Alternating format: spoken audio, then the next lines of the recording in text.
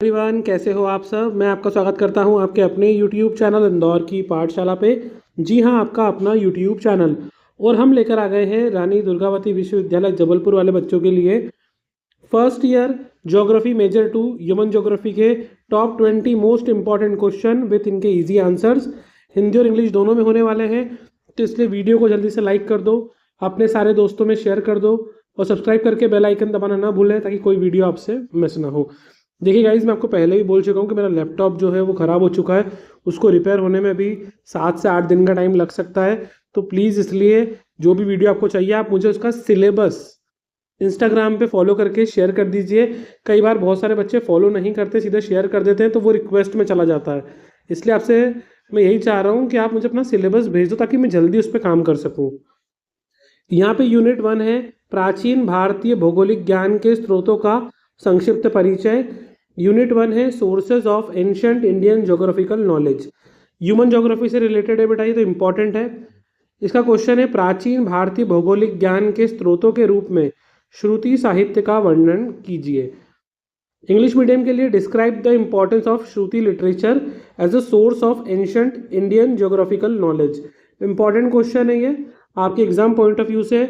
देखिए, टॉप 20 वही क्वेश्चन है जो बहुत ज़्यादा बार एग्जाम में पूछे गए हैं और जिनके आने के चांस आपके एग्जाम में भी बहुत ज़्यादा हैं। सेकंड क्वेश्चन है आपके सामने स्मृति, पुराण और महाकाव्यों रामायण महाभारत में भौगोलिक ज्ञान का वर्णन कीजिए। Explain geographical description with in Smriti literature, Smriti, Purana and the history epics. Epics में आपके रामायण महाभारत दोनों काउंट हो जाते हैं। थर्ड क्वेश्चन है आपके पास मानव विकास एवं दशावतार के सिद्धांत को समझाइए। Explain the human evolution and development through the concept of Dashavatar. देखिए, ये डार्विन के विकासवाद के सिद्धांत भी हैं इसके अंदर, और साथ में मैंने इसको दशावतार के रूप में भी व्यक्त किया है किस तरीके से वो लिखा जाता है। ये आपको पूरे 10 पॉइंट्स भी दिए गए हैं, आपको दिख जाएंगे यहाँ पर। नेक्स्ट है आपके लिए मानव भूगोल क्या है, इसकी विभिन्न शाखाओं का संक्षेप में वर्णन कीजिए। Define human geography and describe its various branches. Very very important. देखिए, इकाई 2 जो है इसका नाम ही यही है, मानव भूगोल की परिभाषा, प्रकृति, उद्देश्य एवं विषय क्षेत्र। Human geography definition, nature and objective. तो ये क्वेश्चन ऑटोमेटिक आपके लिए काफ़ी इंपॉर्टेंट हो जाता है। नेक्स्ट क्वेश्चन है क्षेत्रीय विभिन्नता और स्थानिक संगठन की संकल्पना को स्पष्ट कीजिए। Explain the concept of areal differentiation and spatial organisation in human geography. Important है ये आपके लिए।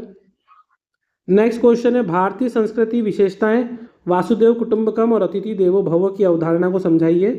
देखिए, ये इसका सांस्कृतिक महत्व को समझाना है आपको। एक्सप्लेन द कंसेप्ट ऑफ वासुदेव कुटुंबकम एंड अतिथि देवो भव in Indian culture. Very very important. देखिए, वासुदेव कुटुंबकम का मतलब होता है पूरा विश्व ही जो है परिवार के रूप में है हमारा। इंडियन संस्कृति जो है वो पहले से इसको मानती है, इसीलिए हम विश्व में शांति स्थापित करने में लगे हुए हैं। और अतिथि देवो भव, यानी जो भी हमारे यहाँ गेस्ट आता है हम उसका वेलकम करते हैं, स्वागत सत्कार करते हैं। आप ये भी जानते होंगे कि कोई भी अगर फॉरेनर भी हमारे यहाँ आता है तो हम उनका आदर सम्मान करते हैं। यहाँ तक कि अगर कोई भी गेस्ट हो, चाहे हम उसको जानते हो या नहीं जानते हो, तो भी अगर वो हमारे यहाँ आता है तो हम उसको एटलीस्ट पानी तो पूछ ही लेते हैं। तो उनकी पूजा पाठ भी करते हैं। बहुत से लोगों को अतिथि भगवान के रूप में मान जाता है। नेक्स्ट क्वेश्चन प्रकृति और पर्यावरण पर आधारित प्रमुख भारतीय त्योहारों का वर्णन कीजिए। अब ये प्रकृति तत्वों पर आधारित मतलब नक्षत्र, सूर्य, चंद्रमा, वनस्पति, जल, इनके आधार पे। तो describe the Indian festival based on natural element like sun, moon, planets वगैरह हो गए, वाटर हो गए, एनिमल्स हो गए। इनके आधार पे जो हम फेस्टिवल सेलिब्रेट करते हैं उनके बारे में आपको बताना है। जैसे कि सूर्य चंद्रमा पर आधारित है मकर संक्रांति, छठ पूजा वगैरह होता है। वृक्ष पे आधारित हरियाली अमावस है, वट सावित्री पूजा है, तुलसी विवाह जो हम मनाते हैं वो उनके बारे में लिखना है। नेक्स्ट है यूनिट 3 इकाई 3 प्राचीन भारतीय साहित्य में मानव प्रकृति संबंध एवं पर्यावरण।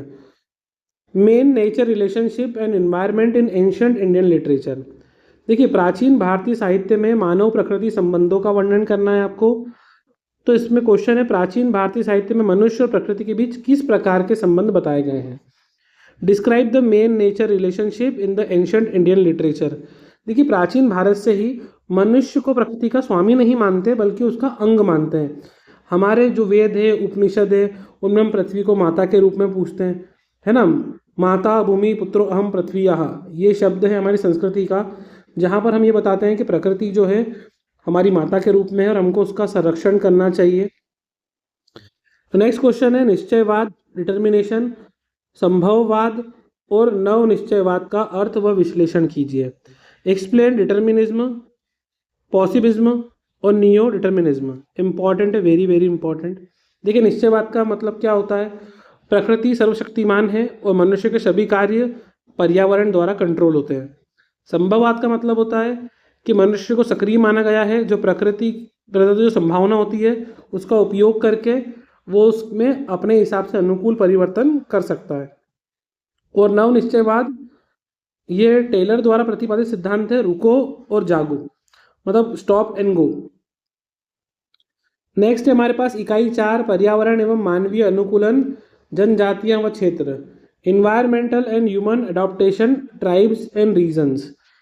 इसमें क्वेश्चन है आपके लिए, शीत प्रदेश एस्किमो जनजाति के निवास स्थान और आर्थिक व्यवस्था और समाज का वर्णन करो। हिंदी में एस्किमो जनजाति के जीवन, निवास क्षेत्र और आर्थिक गतिविधियों का वर्णन करना है आपको। Describe the habitats, ecosystem and society of the Eskimos in cold region. Important question है आपके लिए, इसको अच्छे से प्रिपेयर कर लेना।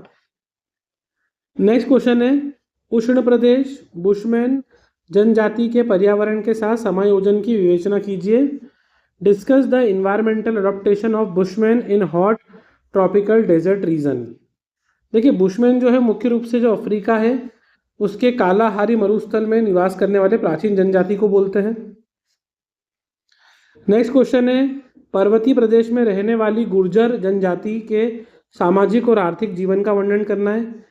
Mention the habitat, economic and society of the Gurjars tribes in mountain regions. देखिए गुर्जर ट्राइब्स जो मुख्य रूप से हिमालय रीजन जो होता है ना, जम्मू कश्मीर, उत्तर प्रदेश, उत्तराखंड, वहाँ पे पाए जाते हैं। और ये नॉर्मली घुमंतु पशुपालक जनजाति यानी नोमैडिक पेस्टोरियलिस्ट होते हैं और ये भेड़ बकरी गाय वगैरह भैंस इनको पालते हैं। नेक्स्ट है मध्य प्रदेश की मुख्य जनजाति भील जनजाति की सामाजिक संरचना का वर्णन करना है आपको। Describe the social structure and culture characteristics of the Bhil tribes in Madhya Pradesh. Very important, इसके ज़्यादा चांस है क्योंकि मध्य प्रदेश में पाई जाने वाली मुख्य जनजातियों में से एक है भील जनजाति। खास करके पश्चिम जिले से झाबुआ है, अलीराजपुर है, धार है, इनकी सबसे बड़ी और प्रमुख जनजाति है ये आपको ध्यान रखना है। ये प्रकृति प्रेमी होते हैं और इनका सबसे बड़ा फेस्टिवल होता है भागोरिया फेस्टिवल, जो इनकी सांस्कृतिक पहचान का भी प्रतीक होता है, ये आपको याद रखना है। हम इकाई 5 पे आ गए हैं, जनसंख्या वृद्धि, घनत्व, वितरण, प्रवास एवं मानव अधिवास। Population growth, density, distribution, migration and human settlements. देखिए लास्ट यूनिट पे आ गए, अभी तक बच्चों ने वीडियो को लाइक नहीं करा। देखिए आप पता नहीं लाइक करने में कंजूसी करते हैं। एक तो लाइक कर दिया करो और अपने सारे दोस्तों में शेयर करा करो, क्योंकि देखो क्या होता है, वीडियो पर अगर अच्छे व्यूज़ आएंगे, ज़्यादा बच्चों को शेयर करोगे तभी तो मुझे बनाने का मोटिवेशन भी मिलेगा ना, क्योंकि अगर मैं ज़्यादा बच्चों की हेल्प कर पाऊँगा तो it will be very great. तो प्लीज़ आप जितना हो सके सपोर्ट करो, ज़्यादा से ज़्यादा बच्चों में वीडियो को शेयर करो। क्वेश्चन 14 है, विश्व जनसंख्या की वृद्धि, घनत्व और वितरण के प्रारूप को समझाइए। Explain the pattern of growth, density and distribution of world population. आप जानते हैं कि विश्व जनसंख्या में वितरण का अत्यंत मतलब जो वितरण है वो असमान है। विश्व की 90% जनसंख्या इसके 10% भाग पर निवास करती है। एशिया महाद्वीप सबसे अधिक जनसंख्या वाला, आपको पता ही होगा जैसे। नेक्स्ट क्वेश्चन है, जनसंख्या स्थानांतरण इन माइग्रेशन के उसे क्या समझते हो आप और इसके कारण और प्रभावों की विवेचना करना है। What is mean by migration, discuss the cause and impact of population migration. देखिए माइग्रेशन का मतलब क्या होता है, जब कोई व्यक्ति एक अपना निवास स्थान छोड़ के दूसरे स्थान पे चले जाता है बसने के लिए, तो उसको बोलते हैं अपन माइग्रेशन या प्रवास। इसके बहुत सारे कारण हो सकते हैं, बेरोजगारी हो सकता है, गरीबी, युद्ध वगैरह हो गया, प्राकृतिक आपदाएं हो गया, अकाल पड़ जाना, वो सब कारण हो सकते हैं, इसके लिए लोग माइग्रेशन करते हैं। नेक्स्ट है ग्रामीण अधिवास, रूरल सेटलमेंट से आप क्या समझते हैं, इसके प्रमुख प्रकार और प्रतिरूपों का वर्णन कीजिए। What is the rural settlement, describe major types and pattern. देखिए ग्रामीण अधिवास का मतलब होता है ऐसा अधिवास जहां लोग मुख्य रूप से कृषि, पशुपालन, मछली पकड़ना मतलब इन कामों में लगे रहते हैं। इनमें रेखिक प्रतिरूप भी होते हैं, आयतकार भी होते हैं और तारांकित या वृत्ताकार प्रतिरूप भी होते हैं। नेक्स्ट, नगरीय अधिवास यानी अर्बन सेटलमेंट का अर्थ क्या है, इनकी विशेषता बताना है और नगरों की उत्पत्ति और विकास के कारक को समझाना है। Explain the meaning and characteristic of urban settlement, discuss factor affecting urban growth. अब वहाँ पर हमने ने पढ़ा था ग्रामीण अधिवास या नगरीय अधिवास। यहाँ पे वे बस्तियाँ हैं जहाँ पर अधिकांश जनसंख्या जो है वो सेकेंडरी सेक्टर यानी द्वितीय क्षेत्र और तृतीय क्षेत्र यानी सर्विस सेक्टर में इन्वॉल्व होते हैं, जैसे कि इंडस्ट्री हो गया, ट्रेड हो गया, कॉमर्स हो गया, सर्विस सेक्टर में ट्रांसपोर्टेशन हो गया, इन सब में जुड़े रहते हैं। इनका मुख्यतः जो विकास होता है वो अनुकूल स्थिति, जल की उपलब्धता, खनिज संपदा, व्यापारिक केंद्र, परिवहन की सुविधा, उनकी वजह से होता है। नेक्स्ट क्वेश्चन है, प्राचीन भारतीय बस्तियों का विन्यास और वास्तुकला को स्पष्ट कीजिए। Explain the layouts and architectural principle of ancient Indian settlement. देखिए, प्राचीन भारत में नगर और जो बस्तियां होती थी उनकी योजना वैज्ञानिक, ज्योतिष और वास्तु सिद्धांतों पर आधारित होती थी। हमारे यहाँ पे नॉर्मली जो सड़कें होती थी वो समकोण पे एक दूसरे को काटती थी, जो चौराहे बने होते हैं वैसे। जल निकास प्रणाली अच्छी थी, जो हमने सिंधु घाटी सभ्यता में पढ़ी है जब हम चैप्टर पढ़ रहे थे हमारा भारत बोध वाला। नेक्स्ट है, विश्व के प्रमुख जनसंख्या प्रवास, अंतर्देशीय एवं अंतर्राष्ट्रीय प्रवास का वर्णन कीजिए। What do you understand by internal and international migration, explain briefly. देखिए, यहाँ पर आपको ये बताया है कि अंतर्देशीय प्रवाह क्या होता है, जब देश के भीतर ही आप एक स्थान से दूसरे स्थान पर जा रहे हैं। और अंतर्राष्ट्रीय क्या होता है, जब आप एक देश की सीमा को पार करके दूसरे देश में बसने चले जाते हैं, तो उसको बोलते हैं अंतर्राष्ट्रीय प्रवास। यहाँ पर 20 तो लास्ट क्वेश्चन है, नगरीय अधिवासों के विभिन्न प्रतिरूपों का उदाहरण सहित वर्णन कीजिए। Describe the various pattern of urban settlement with example. देखिए, अर्बन सेटलमेंट में मैंने आपको बताया कि नॉर्मली क्या होता है, नगरों की आकृति और विन्यास उनकी भौगोलिक स्थिति और विकास के इतिहास पर आधारित करते हैं, जैसे रेखीय प्रारूप, केंद्रीय प्रारूप, ग्रिड या चेकमेट प्रति प्रारूप।